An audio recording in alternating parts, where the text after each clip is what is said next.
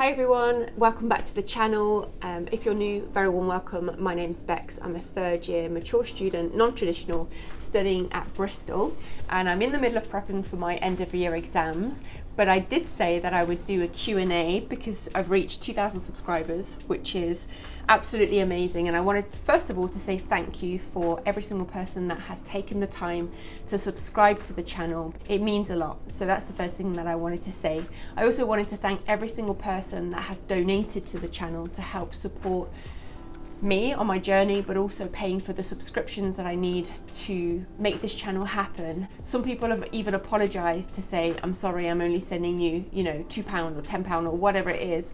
I want you to know that it doesn't matter how much you send. Every single penny is absolutely appreciated. As you know, financially, it's really difficult at the moment, and every single time I receive a PayPal notification, it just almost makes me have faith in human beings again, if that makes sense, because you're taking the time to message me because you obviously have compassion and empathy, but you're also spending your own money on me. And yeah, it's difficult to find the words to say how much I appreciate it, but please know that I do. So I've received a few questions on YouTube. So the first question is, as you come close to the end of the academic year, is there anything going forward into next year that you would like to change in the way you study? I think this year has been really tricky. As you know, my dad passed away in November, and it kind of threw me off track, as you can imagine. So it's difficult to kind of compare what I've been doing this year and what I would do next year, because hopefully next year there won't be any kind of huge traumatic events in my life. But the one thing that I will do next year that I didn't do from day one is Anki. Now, going into year 3 and going into clinical years, I had this idea that I would, it was a bad idea, that I would delete Anki and that I would just do question banks, so Past Med, Quest Med and Geeky Quiz. But what I was finding was I wasn't reviewing the information enough times in order for it to stick. So I've mentioned this before, maybe because of my age or maybe just because of my intellectual capabilities, I'm not sure. But Anki works so well for me because I do the flashcards obviously every single day. And when I decided to scrap Anki because everybody else is doing question banks, I thought I'll just follow the crowd and do what everybody else is doing. It didn't work. So when I then reset up Anki, probably about 4 months ago, it was almost like going back to basics, and it took me probably about 2 months to get the foundational knowledge that I needed to answer the questions on the question banks, if that makes sense. So next year, I will start writing questions from day one on Anki. That would be my biggest advice to anybody that is studying at medical school, especially during clinical years. So that would be what I would change in the way that I study. In terms of work-life balance, I think, again, probably because I'm a little bit older and I've got a bit of life experience and I know myself and I know what I need in order to stay balanced, I take the time when I need it to go to the gym and to eat healthy. And whenever I have any kind of feelings that I recognize that need processing, I take the time out. And I did that a lot in year 3. And I probably didn't do much of that in years 1 and 2. So I wouldn't really change anything in terms of work-life balance. I think obviously it would be nice to say I want to go out more and I want to go on holidays, but financially it's not possible. So that's obviously something that I would like to do once I qualify. But for now, I think it's about focusing on my health and just maintaining this rhythm of, okay, today I feel a little bit down, maybe I'm thinking about my dad, maybe I'm thinking about my past, maybe I'm thinking about exams. What do I need to do today in order for me to process these feelings and then to change my state? So I do that every single day. And in terms of meditation as well and connecting to spirit and journaling, these are things that I've done for many years. And when medical school gets really tough, it's really important to take the time out to keep doing the things that help us to stay on track. So I wouldn't change anything in terms of work-life balance, but it's a really good question. What has surprised you, good or bad, most from this academic year? The first thing that comes to mind, and this is in no way a form of criticism, but it's just factual. When I thought about starting clinical years, I thought that when we would go to clinics, that every single clinician and every single consultant would be, again, very similar to Patch Adams, in terms of, let me teach you this, and what do you need to know, and what do you need to get signed off. But I have to say, there were many occasions where I felt that the consultants in these clinics were not in, I don't know how to explain this, they just weren't very enthused about teaching, and I almost felt on some occasions that I was in the way and that they didn't really want medical students there. And in addition to this, I also had a few experiences where it was my first time in, let's say, a urology clinic, and I'd not done urology before, and then the consultant would just grill me with questions and then make a comment, for example, do they not teach you anything in medical school, because I wasn't able to answer the questions. I wouldn't say it's upsetting, but I would probably say it surprised me, because I think, when I qualify as a doctor and if I have medical students with me, I would want to be a role model, and I would want to help them and inspire them to want to learn. And I think when you put people down in that way, and when you make them feel a little bit stupid for not knowing the answers to certain questions, it's never going to have a positive effect on anybody. And I think you always have to bear in mind who you're speaking to. You don't know what their background is.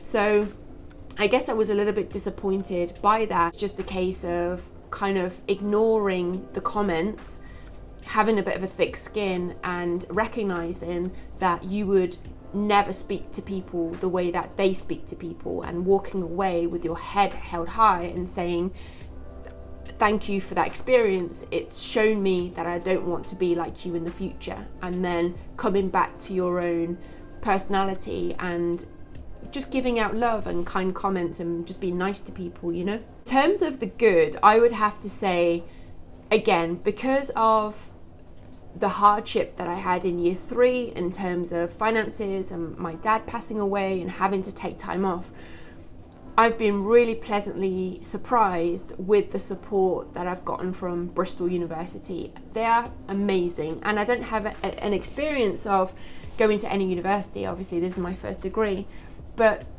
not only in terms of my tutors at the hospital and the year 3 leads, the people in the financial department who have always supported me with emergency loans every few months, and they can't do enough for you. Having to ask for quite a lot of help in year 3 and it always being there has helped me to get through this academic year. So I've just had a brilliant experience again going to Bristol, and this is not sponsored by the University of Bristol, but if you are thinking about applying to medical school, I would highly recommend Bristol. I'm a recent follower of your channel. I'd like to ask, from a standpoint of someone who wants to learn more about the human body and how it functions to keep us alive, what are some other reading materials that I can pick up easily, understand some of the basics? Yeah, I was reading this question, and it's tricky, isn't it? Because I could give you the resources that I used to study medicine, or I could give you some of the resources that doctors use to look up medications and conditions. The thing I would say is probably stay away from just Googling conditions. Websites that I use mainly are Patient Info, the NICE guidelines, but if you want to go back to basics and understand, biochemistry and anatomy and all of that, you could go on to Teach Me Anatomy. That's a free website. You could go on to Khan Academy as well. Dr. Matt and Dr. Mike YouTube channel, they talk about how the body works, so I'd recommend that as well. Okay, the next person has asked a few questions. So number 1, life lessons you learn after turning 30. 30, that was nearly 10 years ago now. Where does the time go? Oh my goodness. Do you know what? I think from the age of 30 until now, is the time frame where I learned the most lessons and where I changed the most as a person, I would say. This journey to medical school started when I was about 35, 36, but the biggest lessons that I learned were about boundaries. That's the first big shift that I made. And what I realized was, for many, many years, I was a people pleaser and I wanted everybody to like me, and I didn't want to say no to anybody. I just wanted to do good in the world, but without taking care of myself. There were many, many times where I felt burnt out and used by people, and I would just give and give and give and give. And there came a point where I just realized that you can't pour from an empty cup, and that's quite cliche, isn't it? So I did a lot of work on myself to know how and when to set boundaries without feeling guilty. And I think that's the key, isn't it? Because you can say no to people and you can say, sorry, I'm not doing this, I need to take care of this for me. But then when the guilt sets in, you know, how do you deal with that? So boundaries is a huge one. The second one is cutting out people that are toxic and that are negative and that try to bring you down. So again, before, I would hold on to romantic relationships and to friendships for many years, even when they were making me feel bad about myself, or when I recognized that the person I was dating and I didn't have the same values, or just, you know, we didn't want the same things, and maybe the feelings weren't quite mutual, but I didn't really want to be alone, so I would stay with the person. Whereas from the age of about 35, I started to recognize, okay, this person isn't really wanting the best for me, or we don't have the same values. So rather than dragging it on and trying to make things work, it's best if we just stop this relationship and then we both find somebody else that's more in line with what we're looking for. So not being afraid to speak your truth in relationships and recognizing when things are not working, because then I think the more you say no to the universe and the more that you can say, okay, this is not what I want, universe, this is what I want, and try and do some manifestation. It's giving the universe a clear sign of what you want, and then you can manifest it. And the last lesson I would say, and it relates back to the second point with kind of cutting people out, is it doesn't matter if people in your family want a relationship. If they are toxic, then it's okay to cut them off. So many of you know, my mum, again, through no fault of her own, drinks quite a lot, and she and I have never had a good relationship ever since I was a little kid, and there was a lot of gaslighting in my family growing up, particularly aimed towards me. There was, as you know, abuse as well and neglect, and I always thought that as I got older I could amend the relationship and I could, you know, talk sense into her and make her see that the way she was treating me was unacceptable. And then it got to a point where I was about 36 or 37, where I just recognized that things were never going to change, and I took the decision to cut all contact with her. And since then, I feel like it's the best decision I've ever made, because although it's sad not having a mother figure in my life, and I wish that I did, I feel at peace now. I don't have somebody constantly being mean to me, and I don't have somebody constantly messing with my head and making me question what's real and what's not real, or making me doubt that I can be a doctor. I have peace of mind and inner peace. So don't be afraid to cut out people, even if they're family members, that make you feel inadequate. Okay, second question, foods you avoid to stay healthy. Oh, it's really tricky because I do love eating. I would say that during the week, unless I see Amber, and then we do tend to eat a lot together, or if I go back home or see Gareth, during the week I tend to stick to high fat, low carb, normal protein diet. And I tell you why. And I don't know whether it's because my metabolism is slowing down as I'm aging, but if I eat lots of pasta and bread, all the things that I enjoy, I get really bad stomachache, I get massively bloated, and I get very lethargic. Whereas if I eat high fat, so things like avocado, lots of oily fish, nuts, seeds, and good amount of protein with vegetables as carbs. So I still eat carbs. I feel full of energy and I feel just lean-ish and just healthy. So I would say the foods that I tend to avoid during the week are starchy carbs. I have to be honest about that. But then if I'm eating out, and that's something that I don't do very often, I won't hold back. I'll just eat whatever I fancy, and that could be like a whole pizza with a bowl of chips and ice cream, or like the other week I treated myself to a bowl of noodles, like a stir-fry noodles, which is not unhealthy. So I guess it depends. If there is a special occasion, I don't hold back, I just eat whatever. But during the week, in order to keep my energy levels kind of stable and not like this, I tend to stay away from, you know, loads of sweets and biscuits, and I just don't, I mean, I have cravings for them, but if I have cravings, I tend to eat like jelly or nuts, or sometimes I have a bit of dark chocolate. And I have very addictive personality as well. So if I have a bar of chocolate, or if I buy a bar of chocolate, I can't just have one square. I'll be sat on the sofa knowing that that bar of chocolate is in the cupboard, and I'll want to eat the whole thing. So I have to be very careful with buying junk food. If it's in the house, I just can't keep it in the cupboard. I'll just have to eat it all in one go, which is not good. 3, the most recommended books. I love books about spirituality. I love books about self-help. I've read a lot of self-help. There is a really good book that I read a few weeks ago called Healing is the New High, and I will link it down below. I would really recommend that. The other one by Dr. Julie Smith is called Why Has Nobody Told Me This Before? That is probably one of the best books that I've read this year by far. The next question is, can we send you gifts? I've had a few people ask me this question, and I'm not sure if it's because it's like a birthday gift that you want to send for my 40th in August, or whether it's just in general. But I didn't really know how to answer this question, and as you know, I don't want to be giving out my address to everybody on the internet. I don't think that would be a sensible thing to do. So one of my friends recommended that I set up a wish list on Amazon, because then I think if you order via Amazon, I don't need to give out my address to every person. So the answer is you don't have to, you don't need to at all.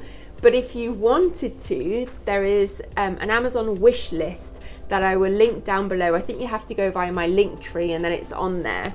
And there's a few things on there, like some toys for Clara and candles, like just a few things that, you know, if you wanted to spend a few pounds on, then I would be very, very, very grateful, especially if it's for my birthday. But please don't feel like you have to. Even if you just comment on the videos and let me know that the videos are helpful, it means a lot.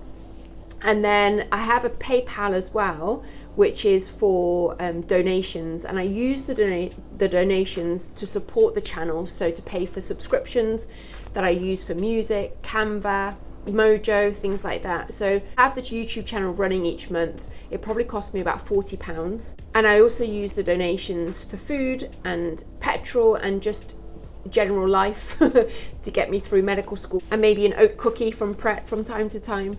But anything that you send, regardless of how big or how small, is so appreciated. It really is. And I think you guys on YouTube have done more for me over the last 6 months than my mum did for me in my whole life growing up. And I don't say that lightly, I really mean it.